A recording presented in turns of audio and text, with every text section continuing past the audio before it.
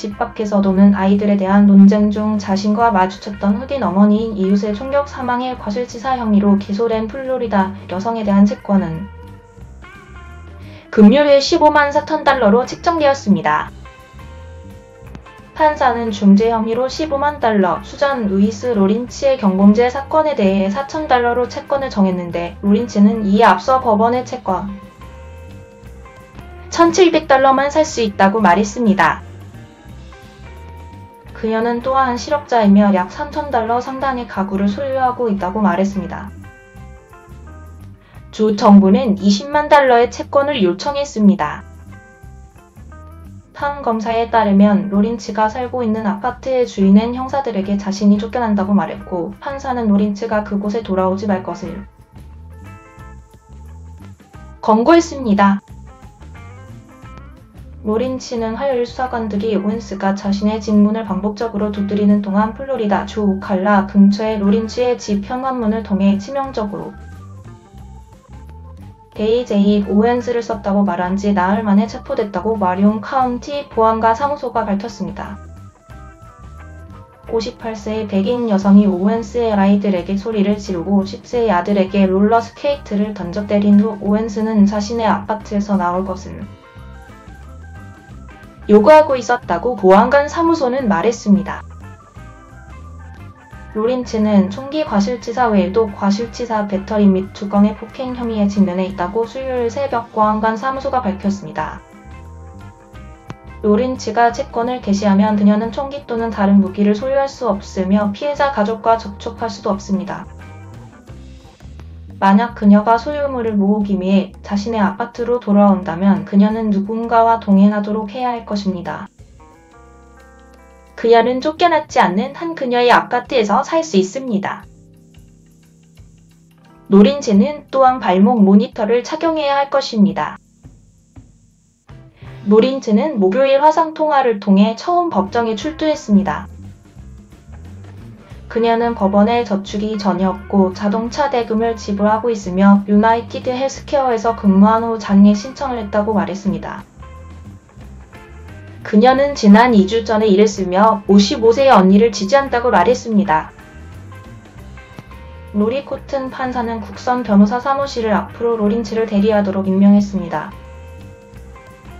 체포 진술서에 따르면 로린치는 수사관들에게 오웬스가 자신의 문을 부수려고 하는 것으로 생각하고 피해자가 자신을 죽이겠다고 위협하는 소리를 들었다고 말하면서 자기 변호를 위해 행동하고 있다고 주장했습니다.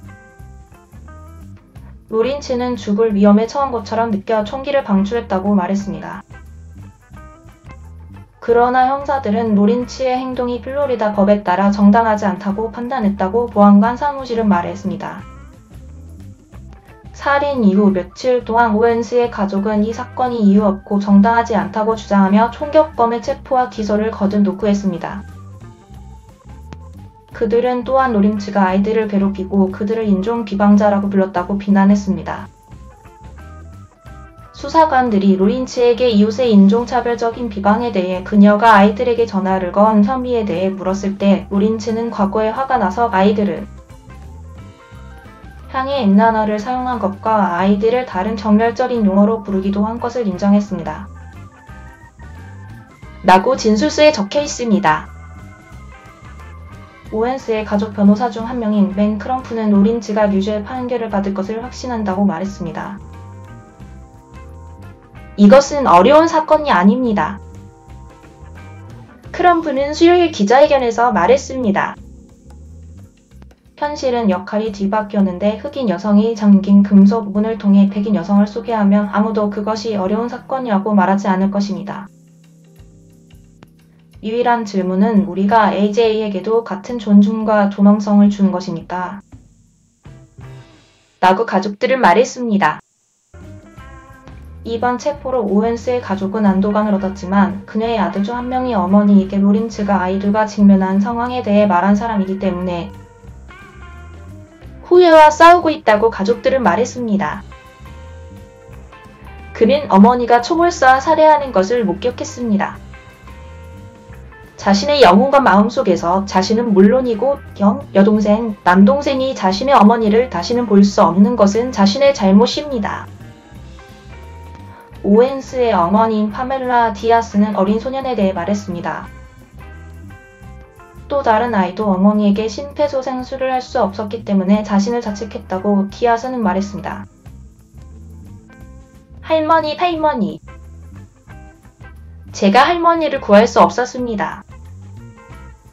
디아스는 12살 소년이 자신에게 말했던 것을 회상했습니다. 월요일에 오웬스를 위한 장례식이 열릴 예정이라고 크럼프는 말했습니다. 진술서에 따르면 수사관들이 목격자들과 이웃들을 인터뷰하면서 일부는 로린츠가 오웬스를 포함한 아이들에게 종종 소리를 지르고 그들이 거주지 근처 밖에서 놀 때 화를 낸다고 설명했습니다.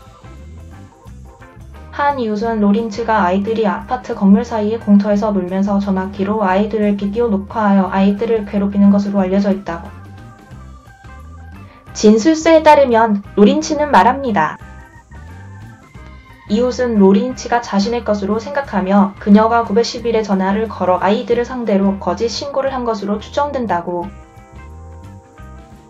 수사관들이 로린츠에 의해 걸려온 과거 911 전화를 조사했을 때 그들은 그녀가 1년 이상 전화를 걸어 아이들이 그녀의 집에 무단으로 침입했다고 신고했다는 것을 알았지만 응답한 대리인들은 항상 그 아이들이 공통된 장소에서 놀고 있었다고 판단했다고 진술했습니다. 체포 진술서에 따르면 로린츠는 총격 후 한 인터뷰에서 그녀의 평화와 사생활에 대한 그들의 존중 부족 때문에 약 2년 동안 이웃 아이들과 문제가 있었다고 말했습니다.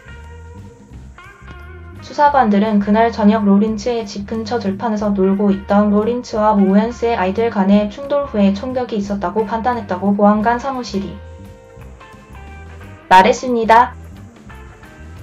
진술서에 따르면 무엇이 총격으로 이어졌는지를 설명할 때 오웬스의 아이들 중 한 명이 로린츠가 노는 동안 땅에 두고 온 전자 태블릿을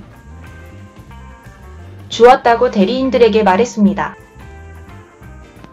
그 아이는 그리고 나서 로린츠에게 태블릿을 돌려달라고 말했다고 문서는 말합니다. 이 논쟁 중에 로린츠는 오웬스의 10살 된 아들에게 롤러스케이트를 던져 아이의 발가락을 때렸습니다.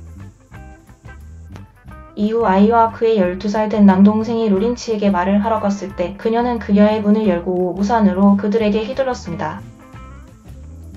라고 마리온 카운티 보안관 사무소가 발표했습니다. 진술서에 따르면 아이들 중 한 명이 동생을 보내 자신들의 어머니 오웬스를 데려왔다고 합니다. 얼마 후 피해자는 로린츠의 현관문으로 다가가서 문을 쾅쾅 두드리며 로린츠가 뭔가를 던지고 싶다면 그녀에게 무엇인가를 던지라고 소리쳤습니다.